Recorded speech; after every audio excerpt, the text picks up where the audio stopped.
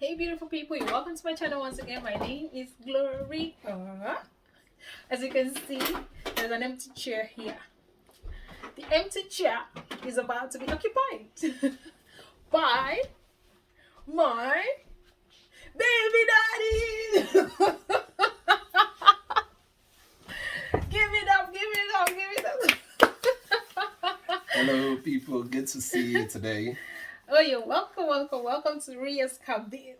Yeah. We're so glad doing this. Do you know we've been actually planning on doing this, and I don't know what happened. But it's fantastic. Today is our 10th year anniversary. So come and clap for us. Yes, so it's our 10th wedding anniversary. Big congratulations to us, and yes, congratulations to all the married couples out there. We celebrate you. We're just beginning. we are in the third. We just started. We just started, but God has been faithful. Yeah. 3 years. How many years have we been together? Roughly 5 years. Yes, let me tell you this one yesterday. Let me tell you this one yesterday. No, but actually, when did we meet? We met in school probably around. When did we start dating? Let's say we started courting probably from year 3. When I mean year. Please, me and you people not vex. We did not date in year 3. I beg you. 2017. Hey, yeah. Men. This is why now I know why women are easily upset. And what was that? 20. Wait. It was my birthday, 20. Was it not 20? It's even on your birthday. You see this life, I even said yes on my birthday, so it will be memorable, so it will be easy. Okay, we started dating June 4th, 2016. So we've been 5 years and 4 months. Really?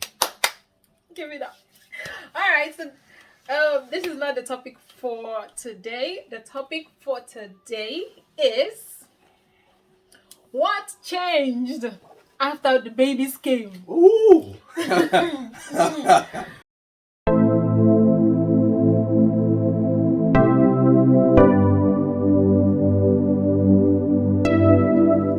So, because he's my guest today, let's let him start. So, number one. For me, my number one will be having someone share my wife with me, and I don't mean another man, but you have the kids, and then you don't have your wife to yourself. Probably when you want your wife, the kids are there. They eventually take all the time. True. I won't deny that part. It's so true, 100% true. It's like you are not your own anymore. You just feel like you feel this huge responsibility to these newborns who you look at them and you feel like they're helpless. Like you just want to help them. They cry, they do this, they do that.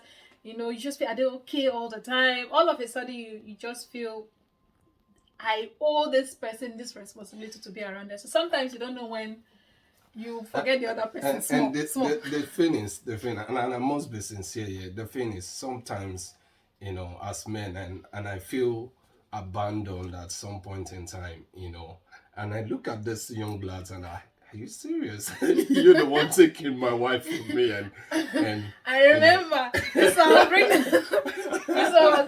in 2 days after Zoe was born. My parents came and said, hope he will not take your place. Hope he's not taking my place in your heart. I say, there is not like that now. Only 2 days. You remember when you told me this? Actually, I can't. We had Pastor Dapo's house then. He said, really? He said, he's not going to take your place in my heart. So I said, don't worry. He's not taking anybody's place. It's only for the time being. It's really a big one. It's really a big one. This one is a whole level. It's another level. Couples are to actually plan their time. If you're not careful. If you're not careful, you end up forgetting yourself. You totally forget that you have a life as a couple. You totally forget that there will come a day that these kids will grow up. They will mature, and then they will leave you if you don't interact. And then, you don't have a life.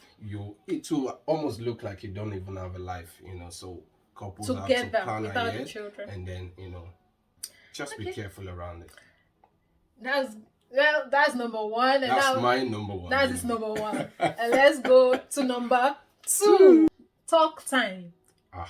See, this one is about intentionality. If you're not intentional, sorry guys, you're like, is it the rapport? And what's that connection? Yeah, the connection that both of you have. The bond.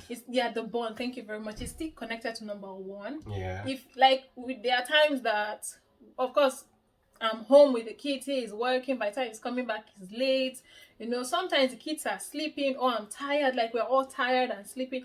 It takes intentionality for us sometimes to just stay back like extra 1 hour. Sometimes we sleep by 12 midnight just to gist.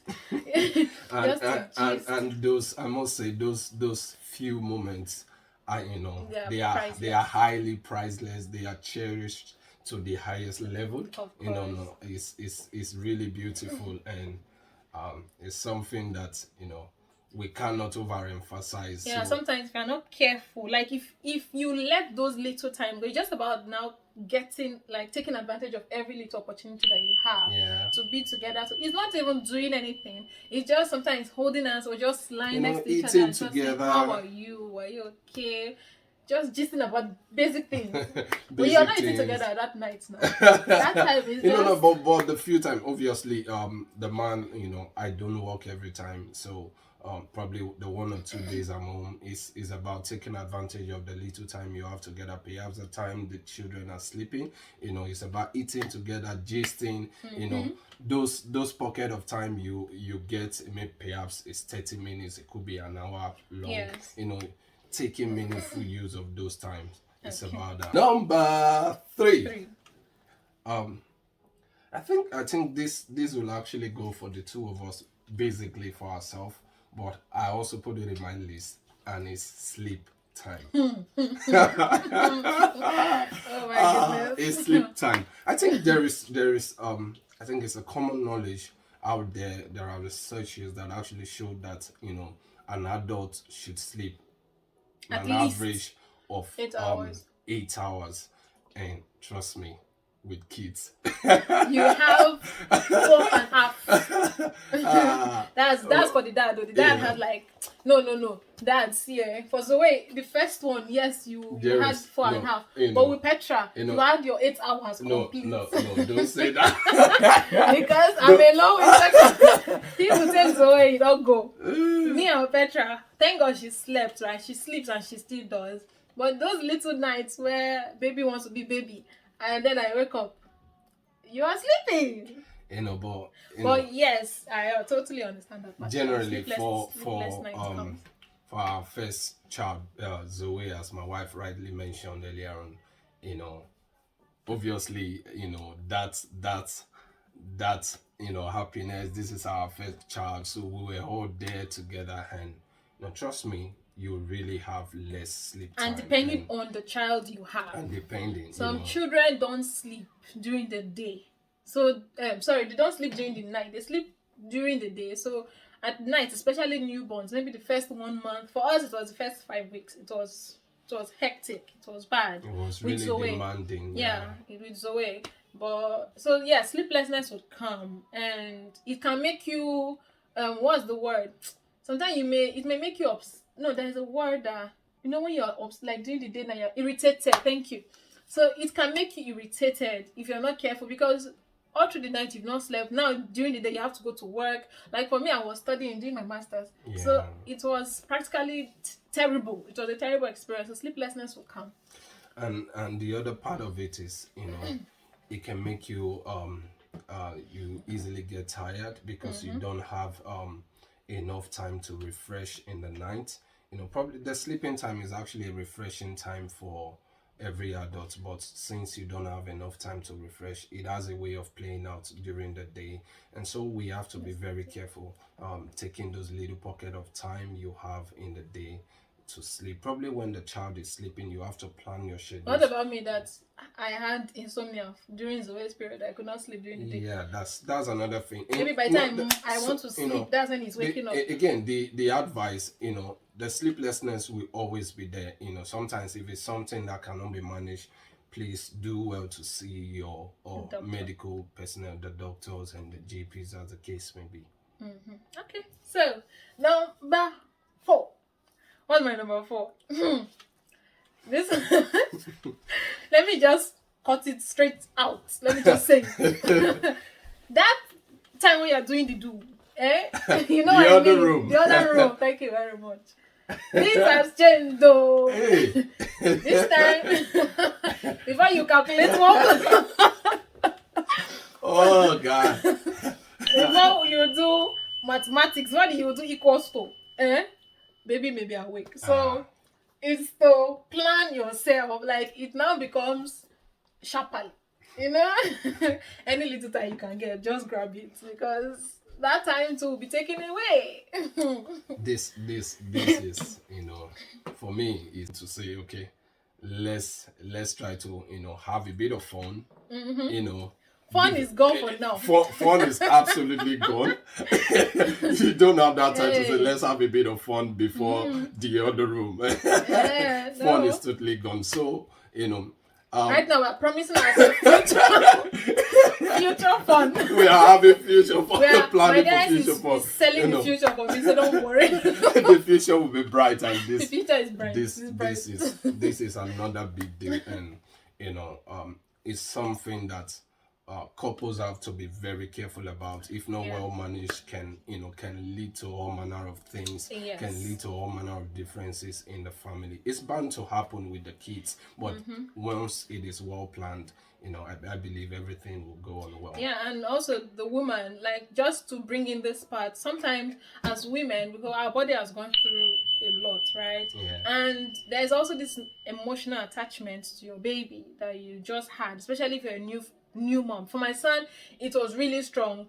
For Petra, I think I've tried to balance it. I say, now I understand that this will happen. If you're not careful, you may just feel like, I just want to be around this baby. You've had me for so long. Husband, please wait. But wives, please, let's also try and know that this man is a human being with blood.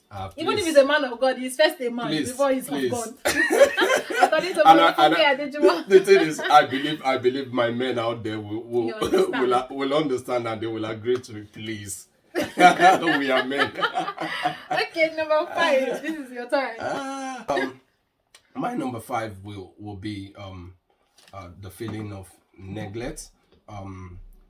Couples feeling that they don't have enough support system around them, and this actually obtains more in individualistic societies like where we are in England, United Kingdom. Like what we mean by individualistic society. In Nigeria we're a collective society, because we care about our moms, our grandparents. We live together as siblings. It's a family, the society that raises the children, the baby, not my child. It's not just children. About this is my child, it's our child. Even though we have a great support team, and system from the church. Shout out to the great support team we have cousins around us and all that do support. But again, it's not like it is back home. It's totally different with us. All right. Yeah.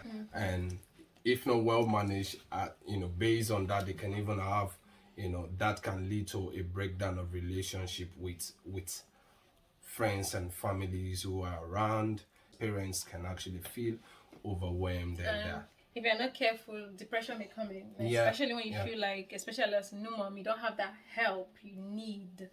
Sometimes you just want to sleep. Your body has gone through a lot. As a father too, you're new to the environment and it's rain, which is motherhood and parenthood in quote. Sometimes you may just feel that I'm tired, and so this brings us to why we said, like, if you need support, always talk to your doctors and they would help you. Let's go to number 6. In number 6, we'll be talking about the house will be dirty. I don't even know how to put this on. There is that you clean.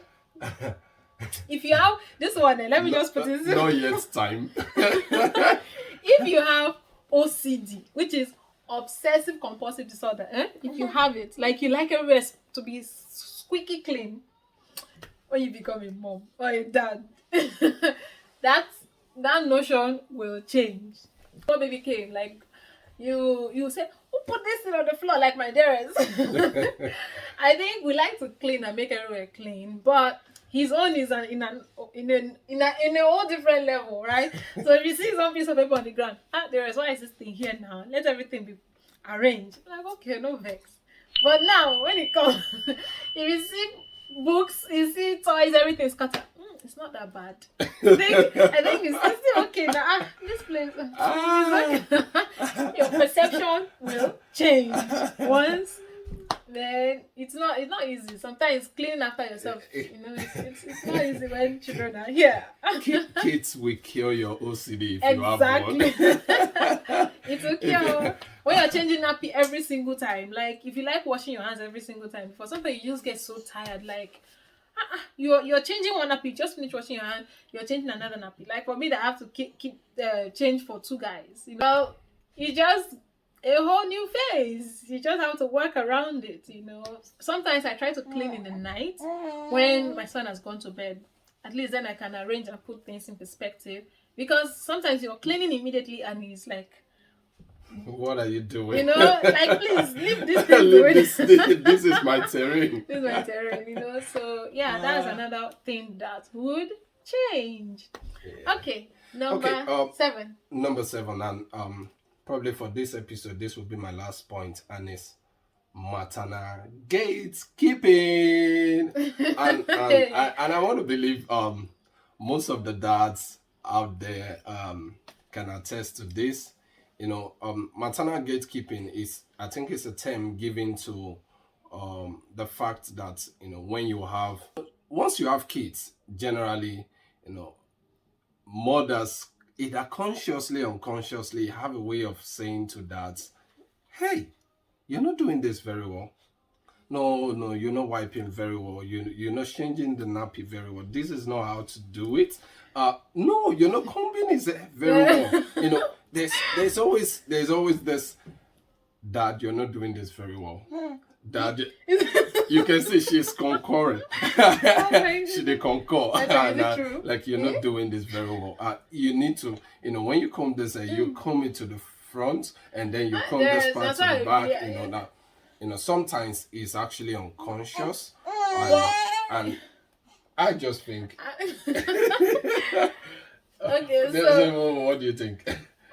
See, the thing is, so mothers would understand. I know that fathers are fathers, right? You're the father of the child, but there is just something about the moms carrying the baby and the feeling like there's this connection, that umbilical cord and the mother connection, right? It doesn't just end after everything. What do you mean, the rest? Sometimes you feel like you can feel the child's pain. Like you just put yourself, it's like empathy. You just put yourself in the shoes of that child and say, this thing is going to hurt. It's just, I think for moms, we have that attachment somehow. Like we just feel, many people are strong. You just, I beg, especially when you're handling a guy, your son. Yeah. You feel like he's supposed to be strong. But, yeah.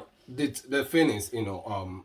But do I do it all the time? No, it's like I said. You're not bathing him well. You're not cleaning his body on time. Nah. It's something. Okay. The thing is it can be consciously or unconsciously. But for me, my advice would be that we tend to be very careful.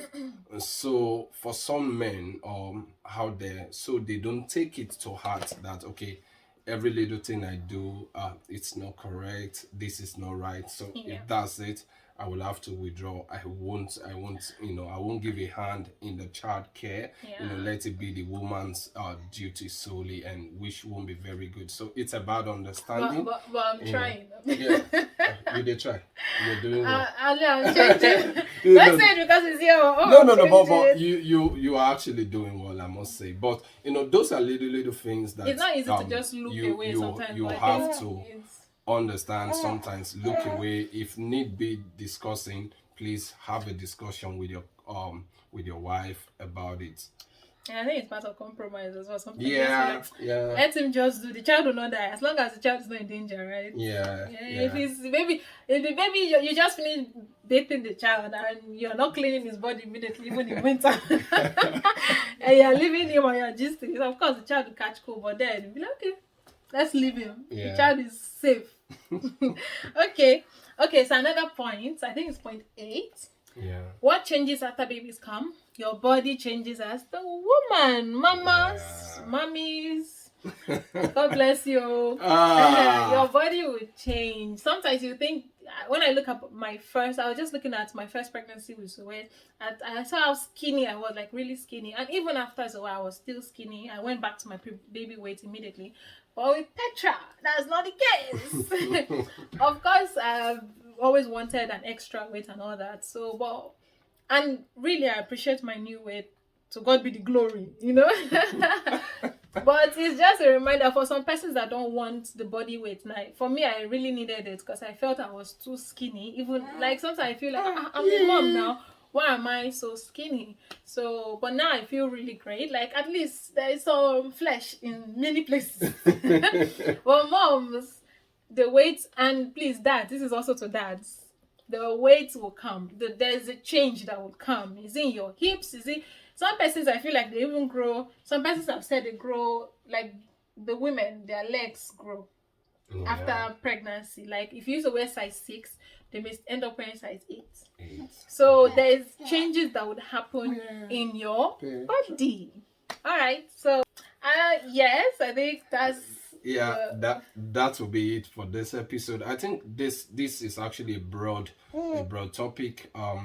We hope to come with another part in this same topic, and then so where we'll talk about maybe things like PDA, public display of affection in front of the kids. In fact, it's a whole different topic that we would need to dive into and just look in a bigger perspective. So that brings us to the end of this video. But all through we've been talking, let's say subscribe. Please subscribe to the channel. That's how you support the ministry. Please help our ministry, please. Petra, please. Petra, please. She's just looking at me. And so please subscribe to the channel, and that's how you help us grow. Thank you so much for watching. Thank you so much. If you enjoyed this episode, please click the like button, subscribe, and comment, and wish us or pray for us. It's our 3rd wedding anniversary. So thank you for watching. Bye. Thank you so much. Bye.